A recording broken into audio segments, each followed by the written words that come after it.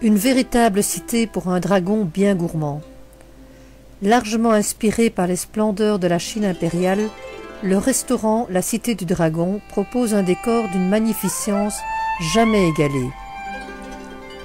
Pas moins de 3000 mètres carrés, alternant plantes tropicales et rustiques, majestueuses statues de marbre et éléments de décor typiques projettent le visiteur dans un environnement agréablement rafraîchi, même aux heures les plus chaudes de l'été, par un savant dispositif de cascades, de jets et de plans d'eau.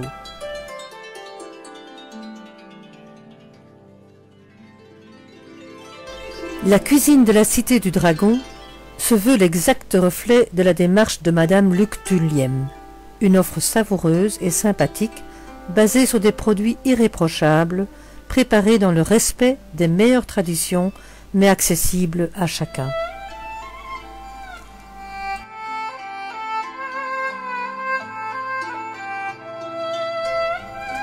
Le cheval de bataille de la Cité du Dragon est bien entendu une série de grandes spécialités classiques qui ont fait sa réputation, comme le canard à la pékinoise en 3 services, la bataille autour du feu, fondue chinoise, ou encore le très festif cochon de lait laqué qui fait le bonheur des belles tablées.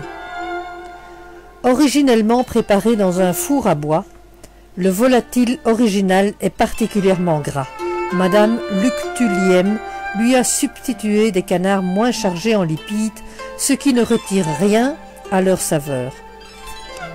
Dans la grande tradition, le canard a été rôti longuement badigeonné avec un mélange d'épices et de miel pour qu'il soit brillant et croustillant, mais que sa chair soit encore bien rosée. L'animal entier est présenté aux convives. Des portions de peau encore garnies d'une fine quantité de viande sont prélevées et déposées sur une petite crêpe de blé.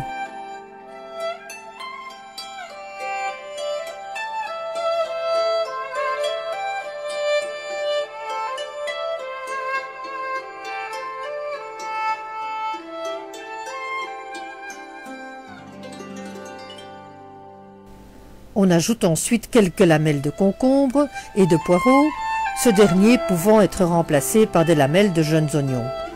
L'ensemble est recouvert de sauce oisin, mélange subtil de fèves de soja, de sucre, d'eau, de vinaigre et d'épices, réalisé dans la maison. L'étape suivante consiste à déguster la chair du canard sauté au wok, avec un ensemble de beaux légumes de saison, relevé d'une sauce très naturelle au poivre noir et accompagné de riz blanc, constituant un plat remarquable d'équilibre.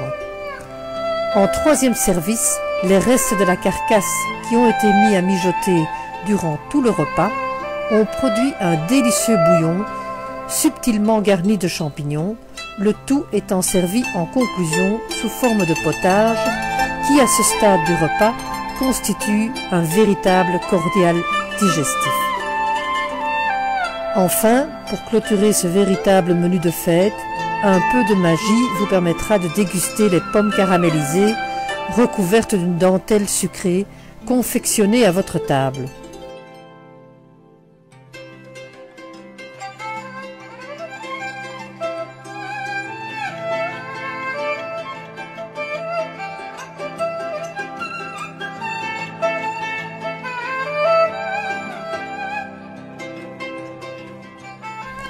Les enfants auront droit à une délicieuse sucette maison au caramel. Un café, thé et pousse termineront ce repas digne des empereurs de Chine.